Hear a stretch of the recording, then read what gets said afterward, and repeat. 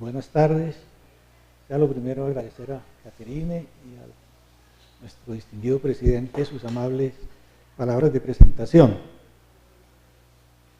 Me complace presentar esta conferencia dentro de la programación de los martes de la SAI y agradezco a las directivos de la sociedad esta amable invitación.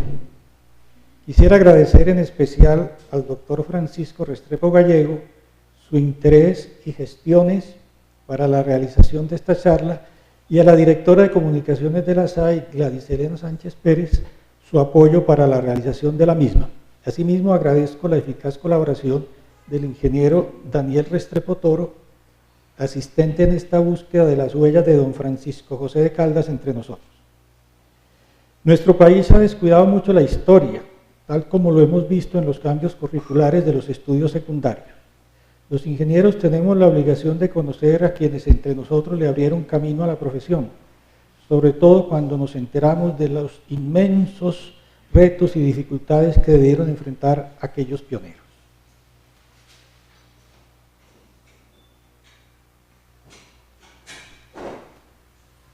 A partir de mañana ustedes encontrarán en mi sitio de internet esta exposición, tanto con las diapositivas como con las notas asociadas a cada diapositiva. Ese sitio contiene también presentaciones de otro tipo, libros, documentos, artículos, columnas de prensa y algunas grabaciones musicales. Hace unos 15 días estuve en la Casa Museo Caldas, situada detrás del Palacio Nariño, y me llevé una gratísima sorpresa. Me da la impresión que el artífice es su actual director, descendiente del neogranadino, Diego Caldas Barona. Está en remodelación y creo que la abren al público tal vez a fines de este mes. Es bellísima la casa, tiene unos recuerdos imborrables de Caldas. Sobre todo me impresionó mucho la sala de planos y mapas.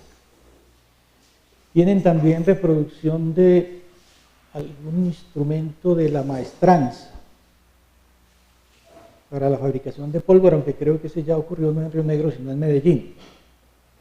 Un recorrido cronológico sobre la vida y obra del prócer, muy interactivo. La idea de la junta que ha promovido esta casa es que los niños y los jóvenes, por medio de computadores, conexiones de internet, vean el ejemplo que les proporciona Caldas. Precisamente don Diego me proporcionó el retrato que ven a la izquierda. Él me dijo, es el único auténtico, porque se sabe que Caldas posó ante el pintor en Quito y me dio como fecha 1803, lo que me sorprende un poco porque tendría que tener Caldas 35 años y a mí me parece que está como más joven. Pero en internet, en un artículo de un profesor chileno, encontré la imagen de la derecha. Para mí la de la derecha es la original y creo que la de la izquierda está tomada de la derecha, y así se lo escribía a don Diego Caldas.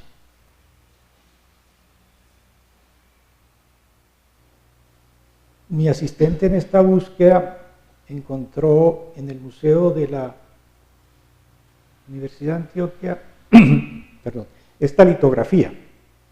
Está hecha en Francia, en París, y basada en un dibujo del gran pintor José María Espinosa. Observen la gran diferencia con las facciones anteriores. Entonces, lo que yo creo es que los retratos oficiales se parecen más a este, y muy distinto me da a mí la impresión. Pero bueno, en la época había una tendencia a heroizar los retratos de personas, mejorarles las facciones, darles pues como unos tonos de grandeza.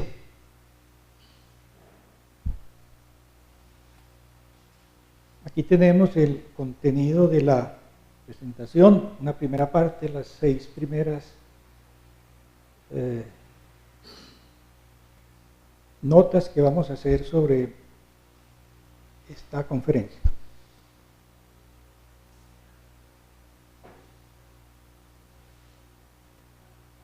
La parte siguiente del contenido es esta.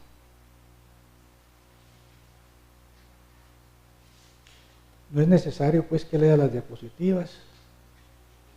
Yo suelo a veces dejar un poquito de tiempo de que las lean y luego con las notas las desarrollo, las complemento, las amplío. Entonces son en total unos 12 puntos. Voy a hacer énfasis en muchas referencias porque Internet tiene una cantidad de información, hay mucha basura, pero si uno tiene paciencia encuentra verdaderas joyas. Entonces voy a hacer algo prolijo en las referencias porque, por ejemplo, fíjense estas 3 primeras, las pueden leer en su integridad con los enlaces que proporciono.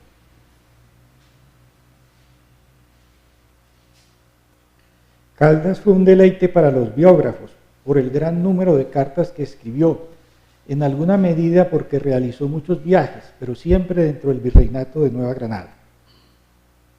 La primera referencia es de don Alfredo Bateman y contiene las cartas de Caldas que se conocían en el 78. Es una edición muy importante porque fue de la Academia Colombiana de Ciencias Exactas, Físicas y Naturales y comisionaron a Alfredo Bateman y Jorge Arias de Grey, 2 exponentes pues claves en la vida y obra de Caldas. Entonces es una selección, yo digo, muy cuidadosa. No creo que haya pues ahí colados, cartas coladas o apócrifas o leyendas. La segunda bibliografía es muy importante, yo la recomiendo a ustedes, es de la American Philosophical Society del señor John Wilton Apple. La pueden leer toda, está en Google Books, la pueden leer completa, bellísima biografía. De lo que más me ha gustado en lo mucho que he leído sobre Caldas, porque se siente pues cómo conoció este señor la vida y obra, cómo se apoya en los textos del propio Caldas, en sus cartas, en sus trabajos. Y fíjense que es de la American Philosophical Society, los Estados Unidos, pues. La tercera es la edición conmemorativa del sesquicentenario de la muerte de Caldas. Fue hecha por la Universidad Nacional de Colombia, no tiene las cartas y por eso la edición del 78, la primera referencia, complementa en cierto sentido la edición de la Universidad Nacional. Las 2 últimas son del año 12, una de Santiago Díaz Piedrahíta, que me gustó por la selección de apartes de las cartas, que lo van llevando a uno de la mano en esa biografía. Y la última es de un escritor reputado actualmente, Pablo Montoya Campuzano, que hace una novela histórica. En paralelo, por un lado Caldas y por otro lado unos jóvenes de la actualidad pertenecientes, si mal no me acuerdo, a la guerrilla del ELN.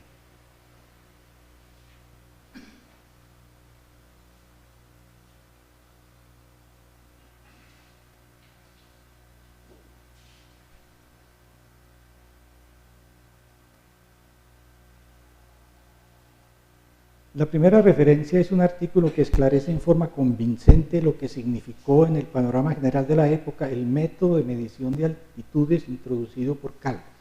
Sobre ese método se ha corrido mucha tinta y este par de señores, Alvis y Martínez, con una bibliografía abrumadora, clarifican muy bien cuál es el mérito de Caldas, qué antecedentes había en Europa, quiénes habían hablado de agua hirviendo y con referencia a la presión barométrica, etc. La siguiente es otra vez Arias de Grey, en la misma academia que mencioné, y refiriéndose al mismo tema. También ha sido muy preciso en señalar cuál es el mérito de Caldas, porque no se puede ser muy categórico en decir él descubrió un gran método sin antecedentes. Algo de eso mencionaremos ahora. Y los 2, tercera y cuarta referencias son del propio Caldas.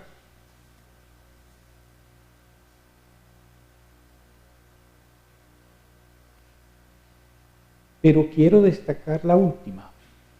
Es otra joya de Google. Esta es una edición de 1849 en París, cuyo librero editor, así se llama, es el señor A. Lasserre. Y están en español la gran mayoría de las memorias o de los trabajos y de los artículos de él y de otros que publicó Caldas en el semanario del Nuevo Reino de Granada.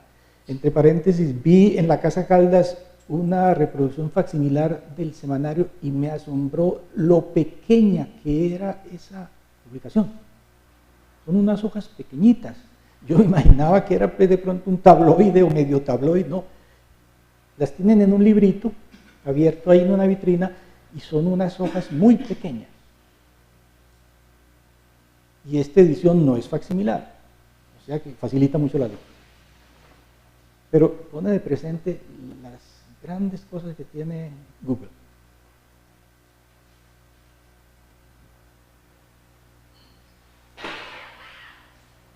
Otra vez, Apple, en una publicación de la Academia, que hace un homenaje a la nación colombiana con motivo del Bicentenario, y Apple escribe un artículo sobre Caldas. El siguiente es de interés porque se refiere con detenimiento a la presencia de Caldas en Antioquia, sobre todo la parte de su geografía militar.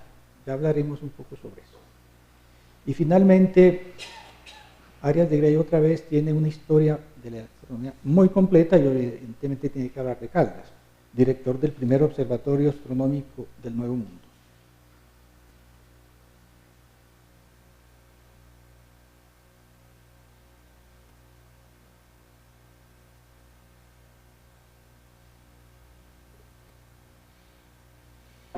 El primer libro es un tesoro, de gran formato, editado por la Universidad de los Andes, principalmente por Mauricio Nieto Larte, pero colaboran también dos personajes ya mencionados, Santiago Díaz Piedrahita y Jorge Arias de Grey.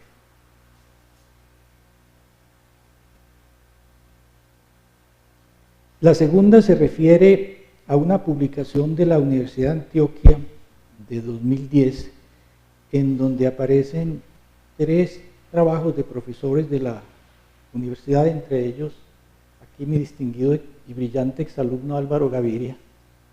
Tiene allí una muy bella y estupenda biografía de Caldas, que se las recomiendo.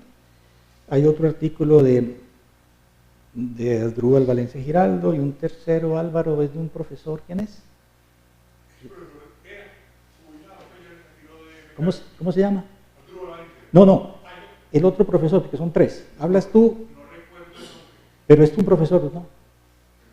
Creo que él habla como un poco del origen de la Facultad de Ingeniería, relacionándola de pronto con la Escuela de Ingenieros Militares. Sí, habla de la facultad como de los orígenes de la Facultad de Ingeniería de la Universidad de Antioquia. Luego está Álvaro, que habla o Asdrúbal, que habla de Caldas, pero el de Álvaro es más extenso. Y después vienen 3 trabajos de Caldas, entre los cuales está el famoso discurso preliminar, del que hablaremos pues por un bicentenario que se cumple por estos días. Aquí pues yo quiero descansar un poquito. Entre las páginas 23 y 27, el doctor Poveda Ramos incluye una corta pero sustanciosa biografía de Caldas, en la cual señala textualmente, comillas, su legado científico no fue muy profundo en su contenido, pero sí muy nutrido y muy valioso para la historia y la ciencia en Colombia, cierra comillas. Y a renglón seguido señala 12 legados suyos en los campos de la geografía, la meteorología, los herbarios, colecciones de minerales y de plantas. 3 géneros botánicos llevan el nombre de Caldácea, los primeros y excelentes mapas y cartas de regiones de nuestro territorio, coordenadas geográficas de diferentes ciudades, medidas astronómicas, etc. Vemos a continuación un sitio de internet con mucha información, en el cual el ya mencionado Mauricio Nieto Ortega se refiere al gran libro Obra cartográfica de Caldas y comenta la importancia climática de las montañas en el trópico. Precisamente a este último punto se refiere el muy crítico artículo de Felipe Martínez Pinzón publicado en 2012 en una revista de la Universidad de los Andes. Las tesis políticas que el autor le atribuye a Caldas darían para una discusión en otra conferencia. Señala que neogranadinos como Caldas impulsan un proyecto criollo que no acepta lo que para los nacidos en España sería una especie de mancha de la tierra y que por lo tanto pueden aspirar a un estatus europeo, pero con la condición de vivir en las alturas de los Andes, menospreciando los territorios de las zonas bajas, la selva en particular. Martínez Pinzón ve entonces el proyecto criollo como un proyecto neocolonial que va a sustituir el colonialismo de la metrópoli.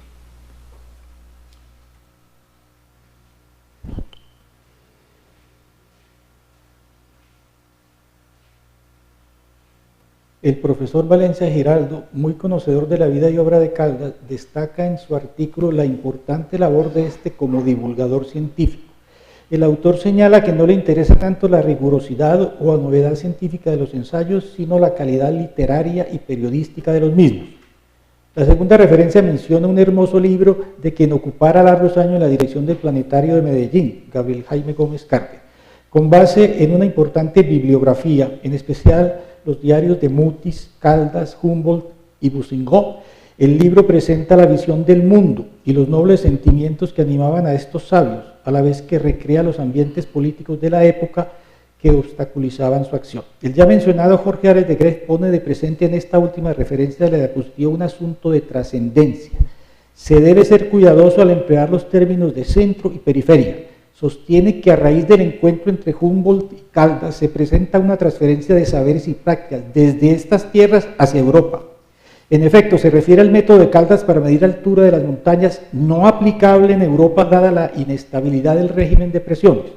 Humboldt y Europa aprendieron de la América tropical. El saber local, potencial, de una realidad concreta diferente se pone de presente cuando es estudiado y trabajado. Terminamos esta diapositiva con una invitación a visitar la Casa Museo Caldas en el centro de Bogotá, donde pueden verse muchos aspectos de la vida y obra de don Francisco José. Bueno, ya habíamos hablado algo al respecto.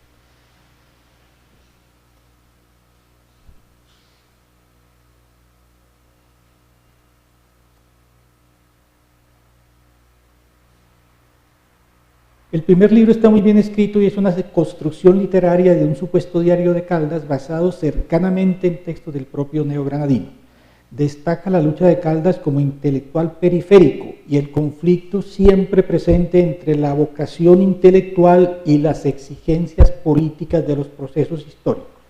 En la segunda referencia puede verse un libro que transcribe valiosos documentos de la expedición botánica y del propio José Celestino Mutis, así como un artículo de Enrique Pérez Arbeláez y unas imágenes de particular valor histórico.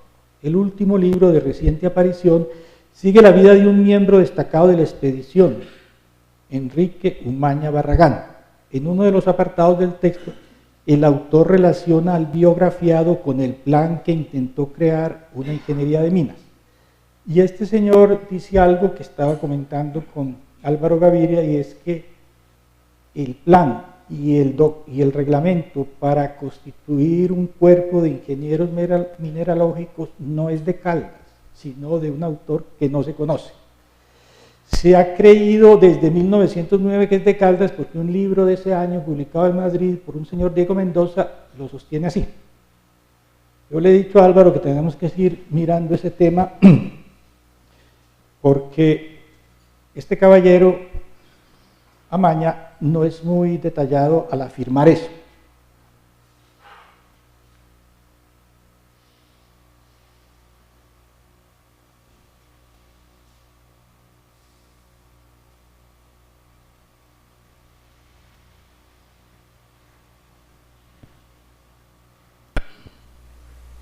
Esta es una parte de la mayor importancia, tomado de una carta de Caldas a su gran amigo Santiago Arroyo, escrita en Santa Fe el 5 de agosto de 1811. Es la primera vez que Caldas se considera a sí mismo ingeniero militar, pero nunca estudió ingeniería, pues las escuelas de esta profesión solo aparecieron en nuestro territorio hacia mediados de la década de 1840, con la escuela militar creada por Tomás Cipriano de Mosquera, quien fuera presidente de la República de la Nueva Granada entre 1845 y 1849. Además, nunca salió del virreinato de Nueva Granada, como sí pudo hacerlo su alumno, don Lino de Pombo, considerado como el primer colombiano en recibir el título de ingeniero gracias a sus estudios en la Academia de Ingenieros de Alcalá de Henares, España. Pero es del caso señalar que diferentes autoridades le confirieron en ciertos momentos de su vida dicho título. Por ejemplo, en 1812 Nariño lo designa capitán del Cuerpo de Ingenieros Cosmógrafos, se da la referencia. Juan del Corral, presidente de la República de Antioquia, lo nombra en 1813 ingeniero general del Estado, se da la referencia. En 1815, en una colección de imágenes que hacen parte de un gran atlas, se lee el siguiente título: Provincias Unidas de la Nueva Granada, de orden del Gobierno General por el ciudadano Francisco José de Caldas, coronel del Cuerpo Nacional de Ingenieros, se da la referencia. Vemos también que en esta parte muestra su decidida inclinación a temas como la astronomía y no tanto a la milicia, algo que merecerá comentarios más tarde. Escrito lo anterior, encontré que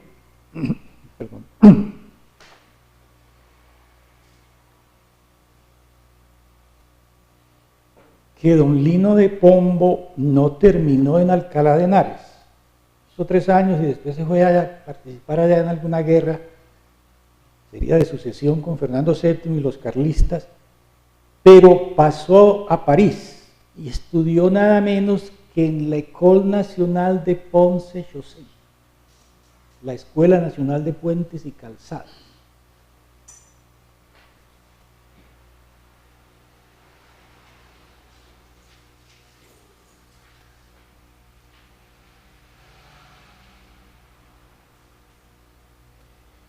El 10 de diciembre de 1813, el presidente dictador de la entonces República de Antioquia, don Juan del Corral, estableció en la ciudad de Río Negro un plan para reorganizar las Fuerzas Armadas de esa república y ordenó la creación de una maestranza de artillería y un cuerpo de ingenieros militares. Encargó a Francisco José de Caldas de la dirección de ambas instituciones. El prócer había llegado a Antioquia huyendo como perdedor en la guerra civil entre centralistas y federalistas. Aquí se declaró la independencia y lo primero que hicimos fue ponernos a pelear. Centralismo y federalismo, algo que siguió por yo no sé cuánto tiempo. Y Caldas, que al principio estaba como con Nariño, después se pasó para las tropas de las Provincias Unidas que estaban reunidas en Tunja. Yo creo que eso de pronto lo menciono más adelante. Lo cierto del caso es que Nariño derrotó ese ejército donde estaba Caldas, allá en Bogotá, San Victorino, y a Caldas le tocó huir. Y llegó a Cartago, y todavía no está muy claro, porque él le escribe a su esposa diciéndole: nos vemos en Cartagena porque aquí no hay nada que hacer. Vámonos de este país. Aquí no hay libertad, no quiero ir a hablar de reyes. Y de pronto se va para Antioquia, se viene para acá. Y Juan del Corral lo recibe pues con los brazos abiertos. La maestranza se dedicó a fabricar armamento para el ejército y también a construir las máquinas de acuñación para la Casa de Moneda que del Corral ordenó abrir en Medellín. Por su parte, el cuerpo de ingenieros empezó prácticas con 3 alumnos, a los cuales más tarde se unieron otros 9 con el fin de iniciar labores académicas en Medellín, precisamente en el antiguo colegio de franciscanos que sería la futura Universidad de Antioquia. Esto es algo que vamos a revisar por una carta que encontré ayer de Caldas, que parece pues darnos una orientación extraordinaria. Entre los profesores se encontraban, además del propio Caldas, el distinguido militar francés Manuel Roergas Servier y el gran educador y magistrado José Félix de Restrepo, de quien el prócer recibiera las primeras clases ilustradas en el Colegio Seminario de Mayor Arquidiocesano de Popayán, hoy Universidad del Cabo. Y entre los cadetes se encontraba un joven de casi 15 años llamado José María Córdoba.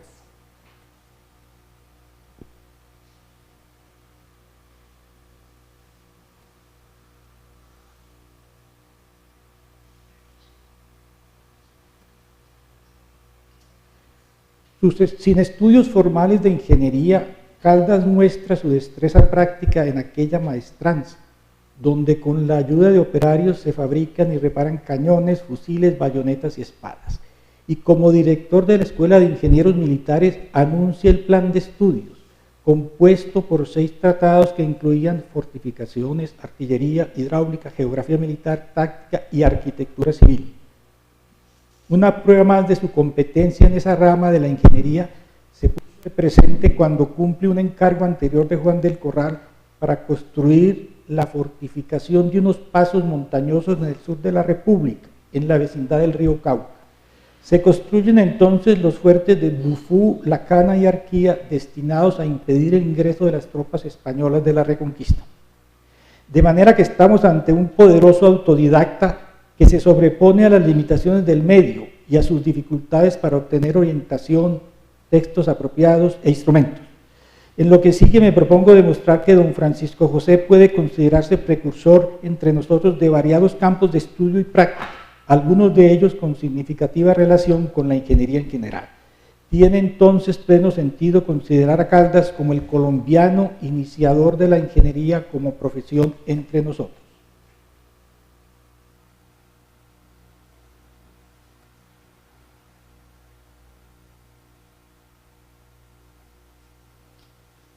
En un discurso leído en el Parque de Río Negro el pasado 4 de octubre, escrito por don Jesús Gonzalo Martínez Cardona, aparece una cita de don Juan del Corral sobre la conveniencia de establecer ciertas actividades militares en Río Negro. En efecto, dice el presidente dictador en febrero de 1814, 2 meses antes de su muerte, que la ciudad de Río Negro tiene ventajas locales como la planicie del terreno para las prácticas militares y la benignidad del clima requerido por aquellas actividades. Agrega que allí se dispone de un edificio apropiado para la distribución de cuadros y de obreros encargados de fundiciones, que se han construido áreas adicionales en ese edificio y que es conveniente nivelar la ciudad con otras como Antioquia y Medellín, con el fin de beneficiar la agricultura y el comercio de Río Negro. Un hombre visionario. Entonces, allá estaba Jorge Ignacio en una ceremonia muy solemne que hubo 4 de octubre, centenario de la apertura de la Escuela de Ingenieros Militares. Y no es en octubre, ni el 4 de octubre, ni el 20. Fue muy solemne la ceremonia, a Jorge Ignacio lo condecoraron y este discurso fue muy documentado, el de este caballero que no tengo el honor de conocer, pero me considero en el discurso. Y entonces al mostrar por qué se estudia Río Negro, quiere decir que Río Negro es la cuna del arma de ingenieros militares en Colombia. Y eso hay que decirlo con claridad. Yo creo que no lo dijeron muy claro en esos discursos, ¿cierto, Jorge Ignacio? Pero hay que decirlo. Y este texto de Del Corral es clarísimo. Es en Río Negro por esto y por esto y por esto.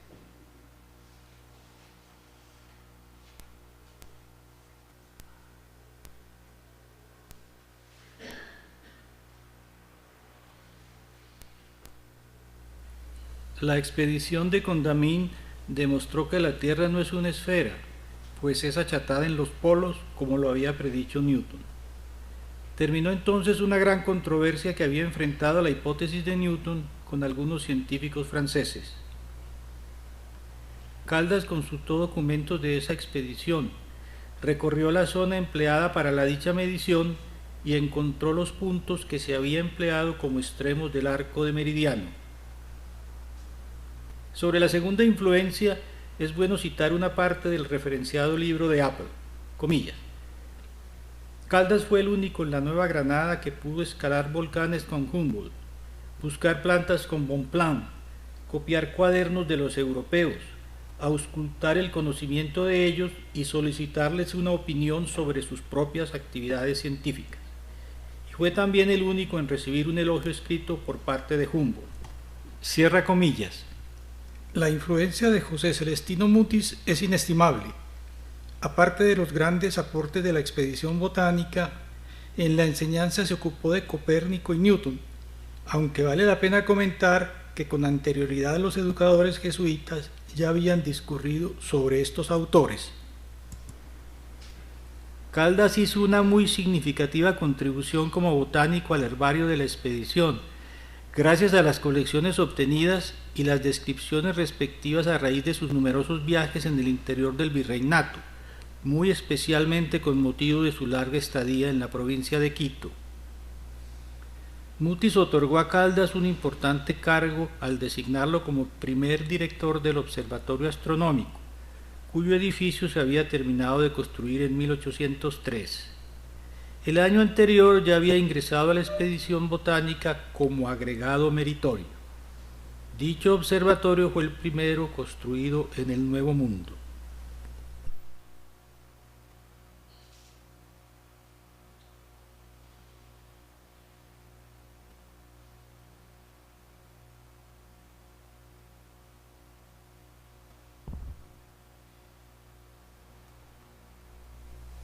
El método es muy sencillo. El agua hierve cuando su temperatura es tal que la presión de vapor del agua iguala la presión atmosférica. De modo que si se mide dicha temperatura es posible relacionarla con la presión barométrica y por lo tanto con la altitud. Caldas conocía que la temperatura de ebullición del agua es constante a una determinada altitud, lo que equivale a decir que dicha temperatura es constante a una determinada presión barométrica. Alvis y Martínez señalan con respecto a Caldas, comillas, su verdadero pequeño descubrimiento es la idea tan clara, tan sencilla, tan segura, creo que está usando expresiones del propio Caldas, tan segura de usar el solo termómetro para determinar las alturas, calculando primero con él la altura barométrica y a partir de esta altura mediante una cualquiera de las fórmulas de nivelación barométrica conocidas. Cierra comillas. Agregan dichos autores que Caldas encuentra un buen valor para la constante, que define la relación lineal entre punto de ebullición del agua y presión. En efecto, la misma difiere en menos de 6% con la obtenida por Deluc 40 años antes. Por su parte, en el resumen del artículo citado, Arias de Grave opina: se presenta el método de Caldas para medir la altura de lugares por medio del agua hirviendo, como lo que es, un método no usado antes. Así se conociesen en Europa fórmulas, entre otras cosas, por las características especiales del régimen de presión atmosférica en esas latitudes y continentes, cierra comillas. Y agrega, comillas, en las condiciones particulares de América tropical, sí fue posible formular el asunto como método. Cierra comillas. Ven a la izquierda el termómetro ipsométrico de Fahrenheit. Ese es un antecedente desconocido por Caldas. Lo que se señala es que el método de agua hirviendo no funciona bien en Europa porque el régimen de presiones es muy inestable. Y hay una cosa muy bella que Caldas dice en un punto: si hay viento, el punto de ebullición sube o baja. Baja. Bernoulli, cabeza de presión, más de velocidad, más de altura constante. Si aumenta la velocidad, baja la presión. Obviamente Caldas no sabía de Bernoulli, pero nos muestra que él era juicioso al hacer las mediciones, se daba cuenta que si había viento bajaba, o sea que es un problema, y es el problema constante en Europa. Sin embargo, Fahrenheit, véalo, ahí está, sacado del libro de arte, y a la derecha está el termómetro ipsométrico, porque terminan por ponerle allí ya unas mediciones que no son de temperatura, sino las correspondientes a presión o altitud.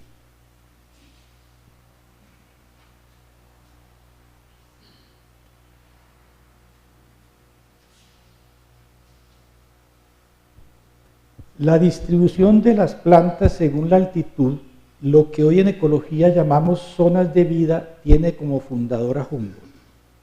Pero Caldas, tal como él mismo lo señala en el comienzo de la memoria sobre la nivelación de las plantas en la vecindad del Ecuador, dice lo siguiente, comillas: desde 1796 en que comencé a ver estas cosas con reflexión hasta hoy, abril de 1803, he recogido un número considerable de observaciones y de hechos.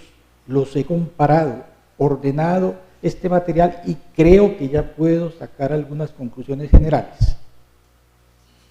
1796 y el encuentro con Humboldt 1801, diciembre, en Ibarra. En el gran libro sobre la obra cartográfica de Caldas ya citado, Nieto Olarte escribe, comillas, sin embargo no podemos perder de vista que su interés en establecer relaciones entre la altura y la distribución de las especies no es algo extraño a Caldas, antes de su encuentro con los exploradores europeos. Cierra comillas.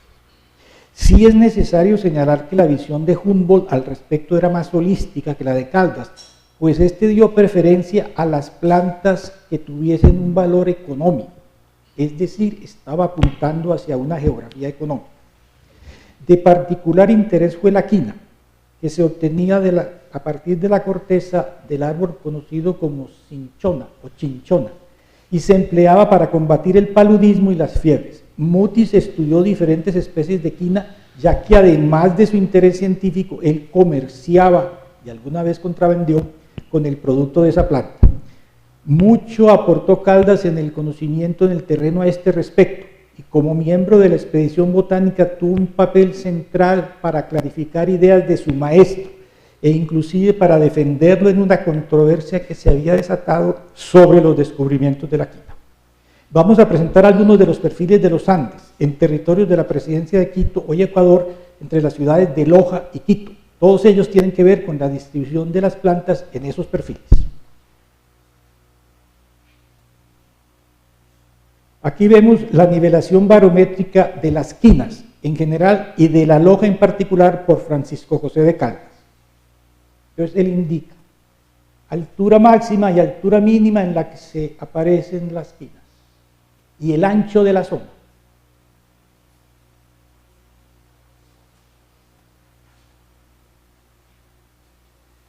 Otra nivelación de la cinchona. La quina pues, en aquellos tiempos se vendía a precio de oro. En Europa la pagaban muy bien porque tenían esos exploradores que iban a regiones ecuatoriales y la pasaban mal. La pantalla presenta las zonas de vida para 3 plantas diferentes. Para cada una de ellas se señalan las alturas superior e inferior de la zona, así como el ancho de la misma. Otro perfil de los Andes desde la Loja hasta Quito, dedicado a las zonas de vida de la cinchona. En estos mapas se indica la latitud correspondiente a cada extremo del perfil. En el caso mostrado, ambas latitudes corresponden al sur del Ecuador. La Loja a Quito.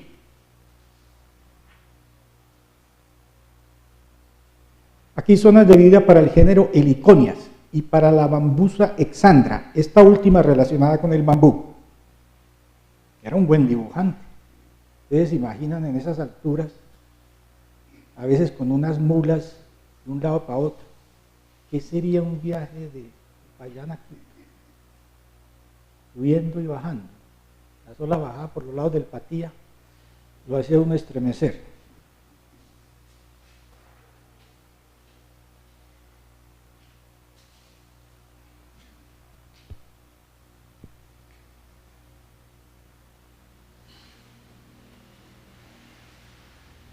Observen una cosa muy interesante que discutía yo con Diego Caldas en la Casa Museo.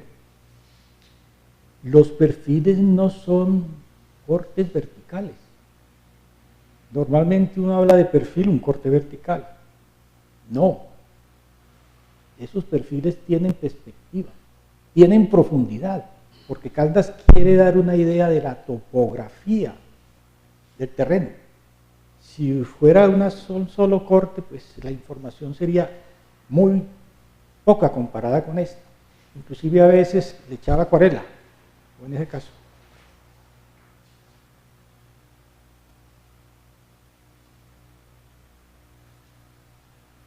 Ahí están unos volcanes que estábamos tratando de identificar alguna vez.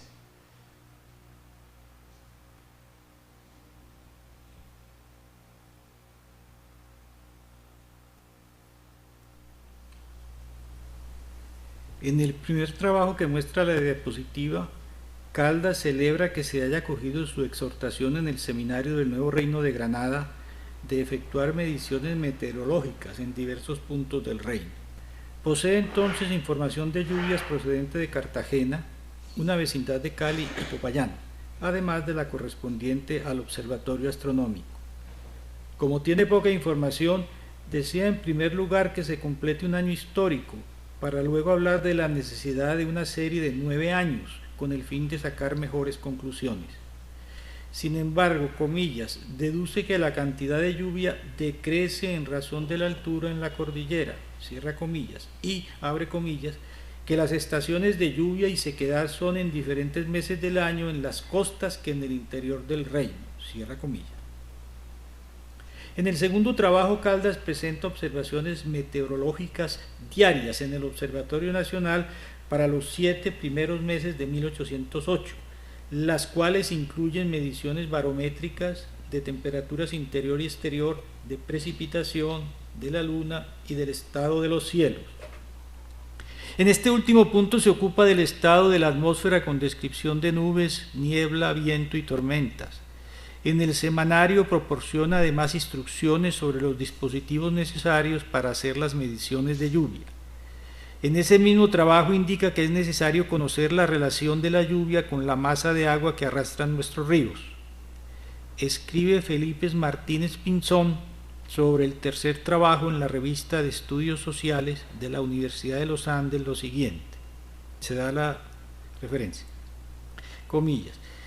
El intelectual neogranadino Francisco José de Caldas publica Del influjo del clima sobre los seres organizados, un texto que a partir de una lectura determinista del clima y de la raza, crea una narrativa para la geografía de la Nueva Granada justo antes de su disolución como colonia española.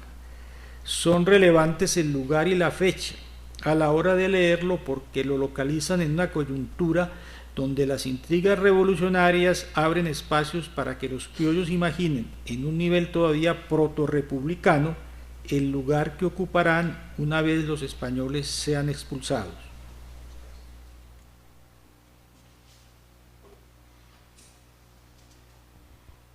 La diapositiva muestra las observaciones para el mes de junio de 1808, tal como esta hoja fue publicada en el Semanario del Nuevo Reino de Granada. Vemos allí los datos a los cuales hicimos referencia en la diapositiva anterior.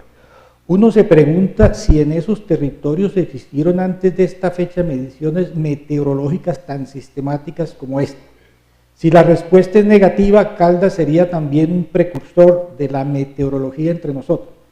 He tratado de averiguar con historiadores, con gente conocedora, y nadie ha podido encontrar observaciones tan sistemáticas. Es que fíjense los datos día por día en el observatorio astronómico, dentro y fuera la temperatura, presión, la variación diaria de la presión, la cantidad de lluvia, el estado del cielo, la luna.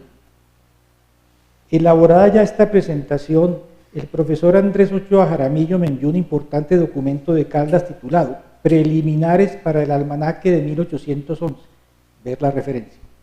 Es de mucho interés la visión tan completa que Caldas tiene del almanaque que va a entregar, pues señala cómo las observaciones astronómicas son útiles para la geografía, la economía, la navegación, los usos horarios. Pero lo más sorprendente es la descripción de los meteoros. Dice que los fenómenos atmosféricos nos parecen de una gran irregularidad, pero que sin desmayo se debe persistir en observar y comparar, así como en ver los meteoros en todos sus aspectos.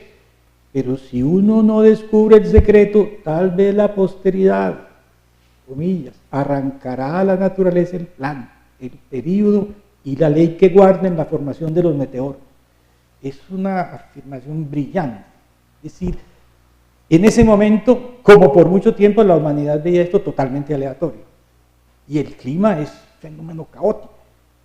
Con mucha dificultad empezaron a prever lo del día, lo de 2 días, lo de la semana. Y se está cumpliendo lo que él decía. Nosotros tal vez no seamos capaces, pero ya vendrán algunos que empiecen a extraer los secretos de la naturaleza. Aquí una imagen más clara de una de esas hojas, enero del 10. Ahí ven ustedes las columnas. Era muy meticuloso Caldas.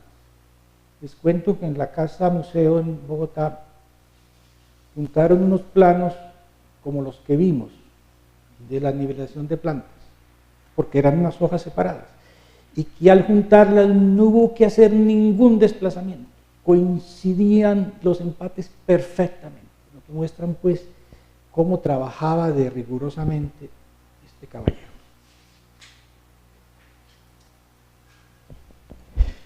En estos 4 grandes temas divide el libro de Oniego Nieto Olarte la obra cartográfica de Caldas.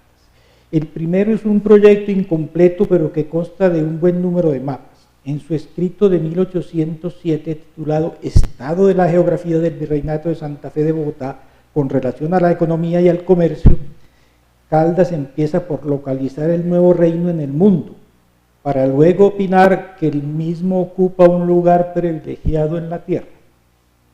Ahora hablamos de la mejor esquina. Y ya hablamos sobre el segundo tema, lo de las plantas. Caldas fue un extraordinario viajero y en sus textos dejó constancia, a veces detallada, de sus viajes científicos y comerciales. Con recuas de mulas recorrió amplios territorios con el fin de vender algunas mercancías. Vendía telas. No es posible imaginar lo que sería un viaje de Popayán a Quito en esos tiempos. Menciona la importancia de la exportación de productos y el mantenimiento de una balanza comercial positiva con el exterior. Finalmente, con respecto a los mapas militares, destacamos que en su paso por Antioquia, Caldas fue encargado como ingeniero militar de fundir fusiles y cañones, producir pólvora y diseñar y construir unas fortificaciones, como ya vimos en la vecindad del río Cauca. Entonces aquí vienen los mapas. Esta es una primera diapositiva que habla de ese libro de los Andes hermoso, un gran tamaño y que tiene muchos méritos. Una referencia al importante libro de Nieto Olarte. Muchos de los mapas que reproduce el libro se encontraban en España, en diferentes archivos y museos, principalmente en el Real Jardín Botánico y sobre todo en el Centro Cartográfico del Ejército. Lo anterior fue bien complementado con lo existente en el Archivo Histórico Restrepo, donde se encuentran mapas militares y bastantes otros del proyectado pero inconcluso Atlas de la Nueva Granada. A Nieto Olarte se debe la meritoria búsqueda para poder presentar a los colombianos gran parte de la obra cartográfica de Caldas. Este es el proyecto incompleto que él concibió mucho antes de su muerte y trabajó intensamente en varias partes del virreinato, pero no pudo completar el proyecto pues en gran medida por su muerte. Para esta lámina Caldas utilizó un mapa existente y le hizo correcciones basadas en observaciones más recientes. Su fecha es incierta, pero puede estar cerca de 1797. Dice esta portada: Atlas de una parte de la América Meridional que comprende desde el Istmo de Panamá hasta las bocas del Amazonas y de las costas de Maracaibo y Venezuela hasta la orilla del Marañón, ordenado por el excelentísimo señor presidente del Estado Jorge Tadeo Lozano, por Francisco José de Caldas, capitán de ingenieros cosmógrafos del Estado y director del Observatorio Astronómico de Santa Fe de Bogotá, año 1811. Siempre me ha intrigado por qué esta ave mira para la izquierda, si normalmente en la heráldica cóndores y águilas miran hacia la derecha. Esta lámina hace parte del mapa de las Provincias Unidas.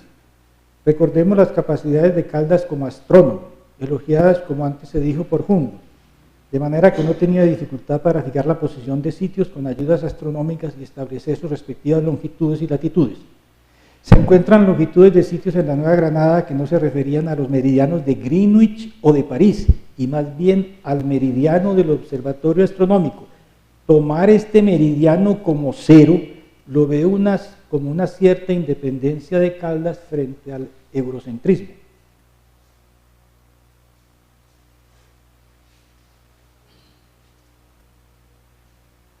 Esta es la carta del camino llamado de Malpucho, que se extiende desde Ibarra hasta la desembocadura del río Santiago en el Océano Pacífico. Imagínense pues ese descenso de la sierra hasta el Pacífico. Y él elaboró el plan. Apuntes para un mapa del río Magdalena. Parece de un escolar, pero uno se imagina lo que sería trabajar a la intemperie. Lo cierto del caso es que Caldas hizo un levantamiento del río Magdalena, que lo aprovechó Humboldt, que había hecho el levantamiento desde el Caribe hasta Honda, y lo publica en Europa y le da crédito a Caldas. Esto es mío y esto es de Francisco José de Caldas. Y finalmente los mapas militares. Ya dijimos pues de la presencia de Caldas en Antioquia, fueron más o menos 2 años, 1813 y 1815. Juan del Corral lo nombra pues director de la maestranza y que organiza una escuela de ingenieros militares. Instaló un molino de pólvora en un edificio cercano a la nitrería, estableció una fábrica para fundición y taladro de fusiles y montó unas máquinas de acuñar monedas.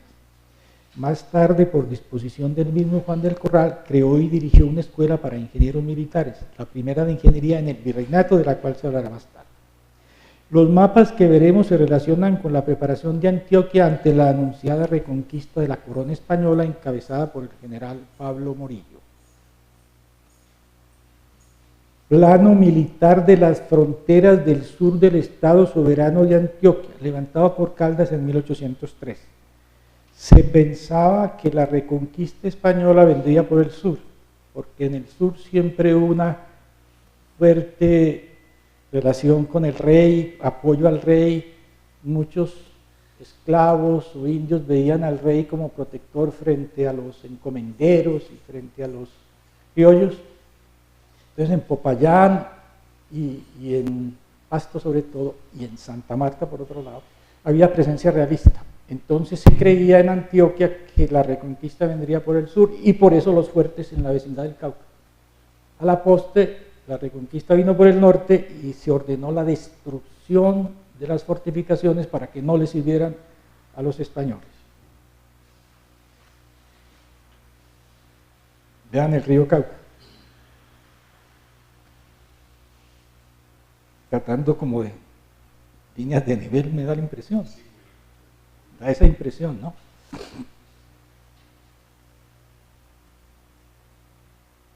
Rebellín de uno de los fuertes del río Cauca, el llamado de Bufú. El rebellín es una protección que se le coloca al fuerte antes. Rebellín, yo no conocía esa palabra. Y esta es una topografía de la confluencia del Nare y dice el Magdalena, es el Magdalena. Sí confluyen. El Nare, no. Pero, ¿dónde es la confluencia? Exactamente ahí. Entonces debe ser Magdalena y no Magdalena.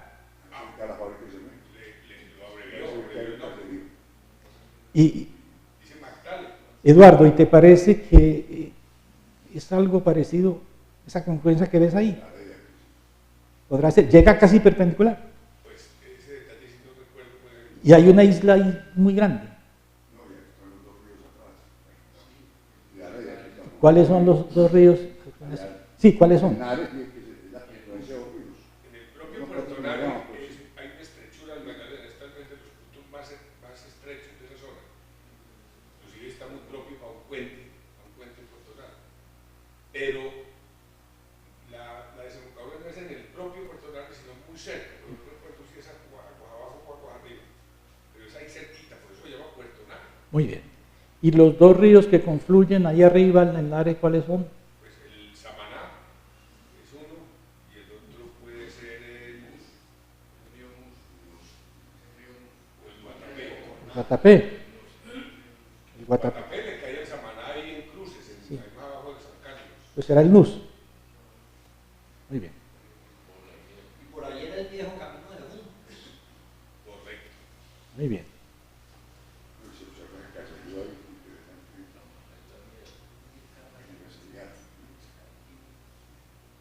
Sí, yo he querido inclusive ser detallado a ver si algunos de ustedes se animan y siguen en este trabajo, porque a mí me parece que nos hace falta conocer más a Caldas y sus méritos. Porque es que hay una especie de apología oficial que sin mucho conocimiento profundo lo presenta pues como el gran sabio del mundo, y realmente Caldas no necesita esas exageraciones. Tiene un mérito propio y creo que es un gran ejemplo para los ingenieros, para los jóvenes, para los niños, de alguien que trata de crear una cultura científica en un medio dificilísimo, luchando pues contra toda clase de adversidades. ¿Qué dice don Alberto?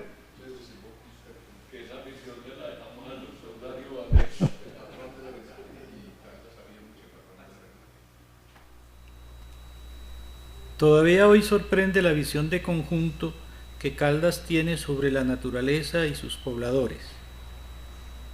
En el prospecto del semanario del Nuevo Reino de Granada de 1808 escribe Caldas, comillas, demos a conocer nuestras provincias, calculemos su extensión, sus tierras de labor, sus selvas, sus pastos y sus peñascos, describamos sus plantas y sus minerales, distingamos las producciones útiles de las que no lo son hasta el día, comparemos lo que tenemos con lo que nos falta, perfeccionemos aquellos objetos y hagamos esfuerzo para adquirir estos, apreciemos los productos de nuestra industria, meditemos detenidamente nuestras costas, nuestros puertos, los ríos navegables que atraviesa esta inmensa colonia, la dirección de nuestras montañas, la temperatura, la elevación sobre el océano, las ventajas, los obstáculos que cada departamento tiene para hacer su comercio con sus vecinos o con los demás pueblos.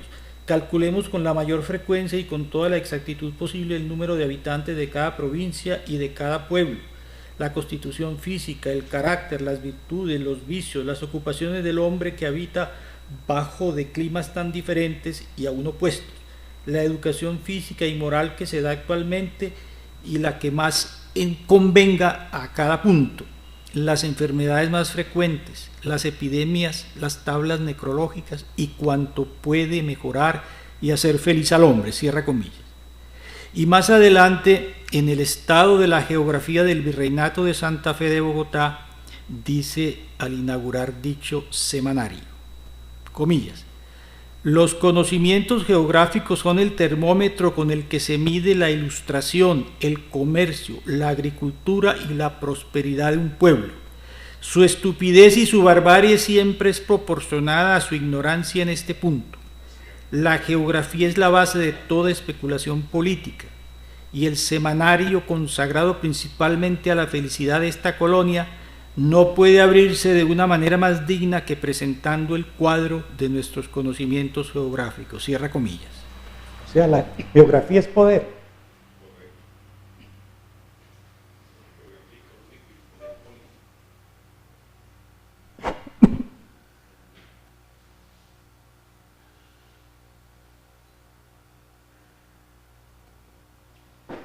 No es aventurado pensar que Caldas es un precursor del periodismo científico entre nosotros, tal como puede deducirse en especial de las muchas publicaciones en el semanario del Nuevo Reino de Granada.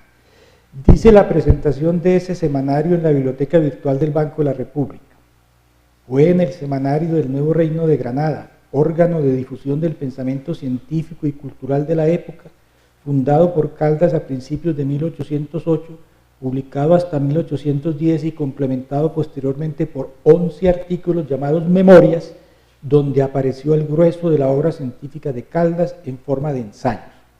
Con anterioridad había publicado en el papel periódico Santa Fe de Bogotá y después en 1801 en 3 números sucesivos del Correo Curioso. Publica un artículo con cálculos para obtener la verdadera altura del Cerro Guadalupe que domina Santa Fe de Bogotá. Se sabe de su autoría porque al terminar las 3 entregas aparece el nombre FJC.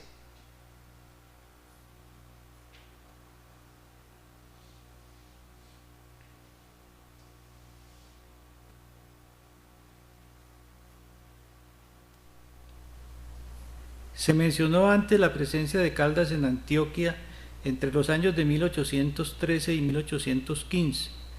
lo cual dio lugar a que fundara una maestranza y luego la primera escuela relacionada con ingeniería que hubo en el Virreinato de la Nueva Granada, en ambos casos por orden del presidente de la entonces República de Antioquia, Juan del Corral. La mencionada escuela tuvo corta vida. Las urgencias de la Guerra de Independencia motivaron el llamado a Caldas en 1815 para que se dirigiera a Santa Fe a crear una escuela similar en esa capital, pero la llamada pacificación, entre comillas, ordenada por la metrópoli, estaba cerca. Es del caso informar que la Asociación Colombiana de Facultades de Ingeniería, ACOFI, conjuntamente con muchas facultades de ingeniería del país, va a conmemorar los 200 años del discurso mencionado en la diapositiva, ocurrido el 20 de octubre de 1814, al considerarlo como la primera cátedra de ingeniería en Colombia. En una transcripción de ese discurso que ocupa 29 páginas, solo en las últimas 2 habla de los 6 tratados de que constará el currículo. Dice, por ejemplo, comillas, en fin, el sexto estará consagrado a la arquitectura civil. Ella levanta templos al Señor, palacios a la autoridad pública, casas risueñas al ciudadano, construye puentes, calzadas, caminos para la utilidad general y llena la vida de bienes y comodidades. Cierra comillas. Algunos apartes de aquellas palabras tienen vigencia en la actualidad. Por ejemplo, cuando escribe de la, comillas, urgente necesidad de formarse hombres ilustrados, de domiciliar las ciencias y las artes, cierra comillas. O bien, abre comillas, no os engañéis jóvenes, solo la virtud y los conocimientos merecen el aprecio público, solo ellos pueden mereceros la estimación general y la beneficencia del gobierno. Cierra comillas. Y finalmente, no creáis tampoco jóvenes como cree el vulgo que solo los grandes crímenes y los vicios groseros están en contradicción con el honor. El asesino como el que estafa, el calumniante como el detractor de pequeñeces, el traidor como el apático, todos carecen de honor porque todos faltan a sus deberes. Cierra comillas. Para quien les habla, es de la mayor importancia también esa especie de cátedra pública que Caldas estableció en el semanario. ¿Estarán de acuerdo conmigo en que esos apartes del discurso preliminar tienen vigencia hoy? Ante las circunstancias que hemos vivido últimamente y que tienen a la ingeniería en la mira de la opinión pública. Aquí viene otra vez la corrección de que voy a hablar al final, y es que cuando ACOFI invita a los 200 años, señala el 20 de octubre. Entonces yo pensé que tenían alguna información de que el discurso había sido el 20 de octubre de 1814. Pero realmente no. Ellos simplemente no saben. Como no lo sabe mucha gente, ya obra he leído. Unos hablan de octubre, otros dicen agosto y septiembre, otros dicen 1814. Pero vamos a ver en la carta que encontré ayer qué sacamos en claro.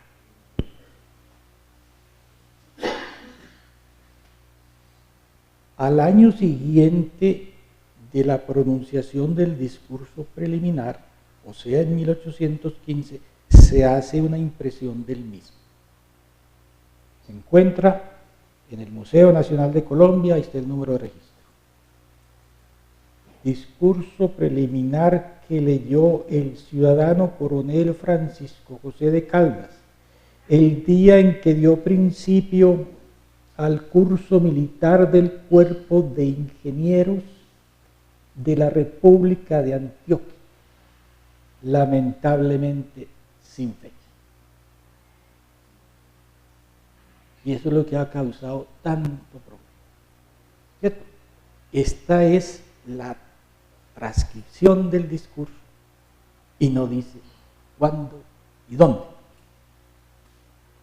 Dice, a quien sepa dónde se inició la escuela, pues allí fue. Pero, ¿y dónde está la información sobre la escuela?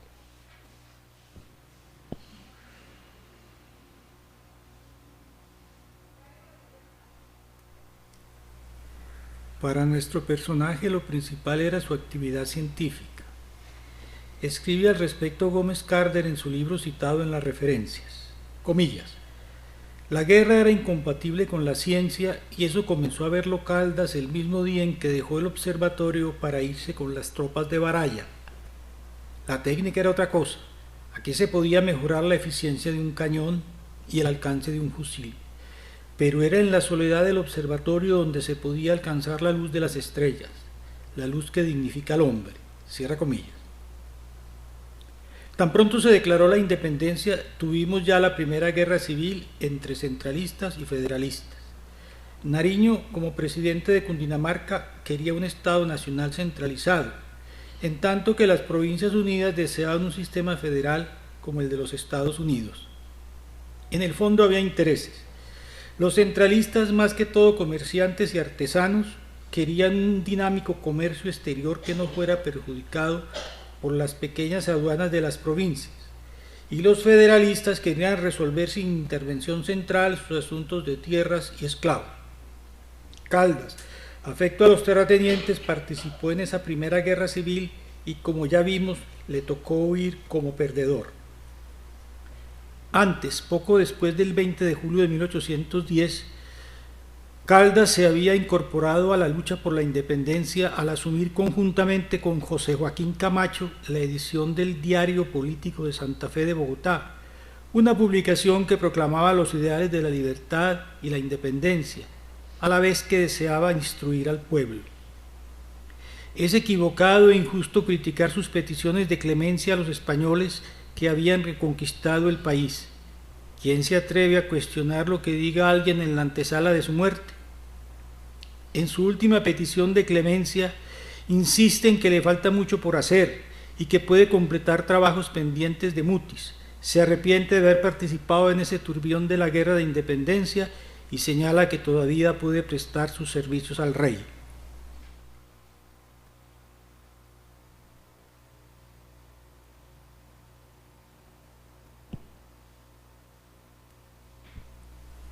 Veamos a continuación algunos conceptos importantes sobre Caldas. En la diapositiva se indican las fuentes, todas ellas incluidas en las referencias. Humboldt. Evidentemente Caldas es una maravilla en astronomía.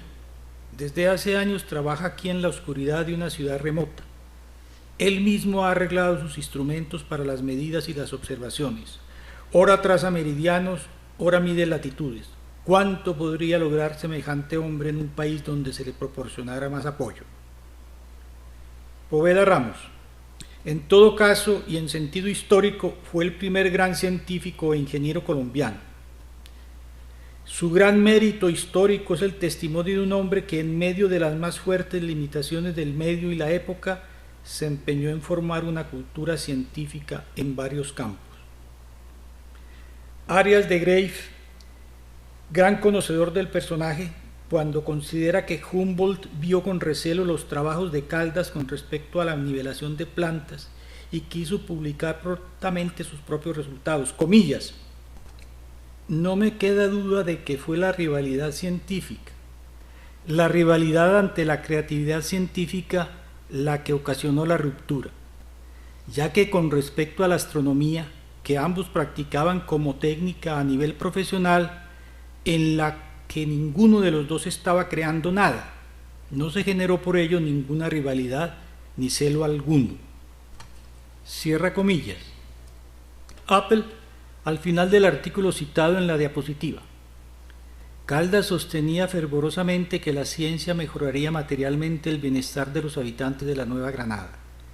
Impulsó a sus lectores a crear una comunidad de observadores amplia e interconectada. La visión que ofrecía era progresista, optimista y entusiásticamente patriota. Comillas, nada nos falta para trabajar en utilidad de la patria. Cierra comillas.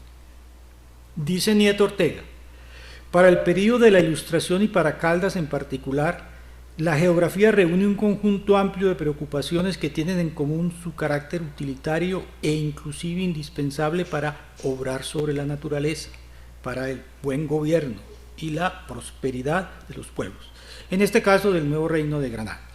Finalmente, Bateman.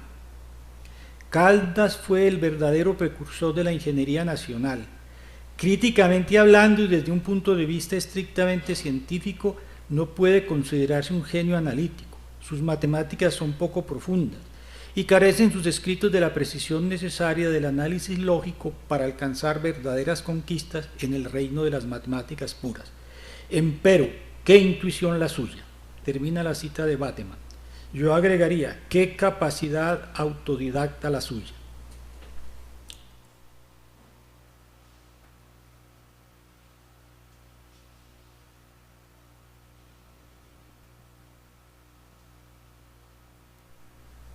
Finalmente, mis propias conclusiones. Es común encontrar en libros de historia la palabra sabio adscrita a Caldas, pero es imposible que una persona que en gran medida estuvo en la periferia del trabajo científico pueda considerarse internacionalmente como sabio. Podríamos decir que ese calificativo tuvo sentido en la escala nuestra y en esa época que a él le tocó vivir. A pesar de haber ejercido como ingeniero militar, su pensamiento y sus actividades principales estuvieron centrados en intereses científicos, algunos bien relacionados con la ingeniería en general, astronomía, botánica, geografía económica, meteorología, hipsometría. Pero se contagió de esa época turbulenta de la emancipación y aplicó con sinceridad y empeño sus conocimientos, primero en la guerra civil entre centralistas y federalistas y luego frente a la reconquista intentada por España. Su muerte en el cadalso nada tuvo que ver con su trabajo científico. Simplemente para la corona de España él era un traidor, pues se había unido a la subversión a pesar del trato que le habían dado las autoridades coloniales. En mi opinión, Caldas puede considerarse como un colombiano precursor, entre nosotros, insisto, de los campos que se señalan en la diapositiva. Con anterioridad he transcrito algunas opiniones que señalan bondades y limitaciones en la obra del neogranadino. Las he transcrito porque las comparto. Es del todo innecesario incurrir en ditirambos y apologías sobre un personaje que bien puede servir de ejemplo a las nuevas generaciones. Para terminar, he intentado una especie de paralelo entre Bolívar y Caldas así. Bolívar y Caldas tuvieron finales desoladores después de vivir casi los mismos años. Bolívar con la amargura de haber arado en el mar y Caldas fusilado por la espalda como traidor a la corona. Ambos fueron criollos que encontraron un medio nada favorable. Bolívar regresa de Europa a Venezuela en 1806, imbuido de los vientos de cambio que soplan en Europa y casi no encuentra interlocutor, como cuenta John Lynch en una importante biografía. Y Caldas se queja de no tener maestros ni orientadores y de carecer de libros. Bolívar luchó por liberarnos de las cadenas despóticas de la metrópoli, y Caldas luchó por liberarnos de otras cadenas no menos opresoras, las cadenas de la ignorancia. Muy bien, señores.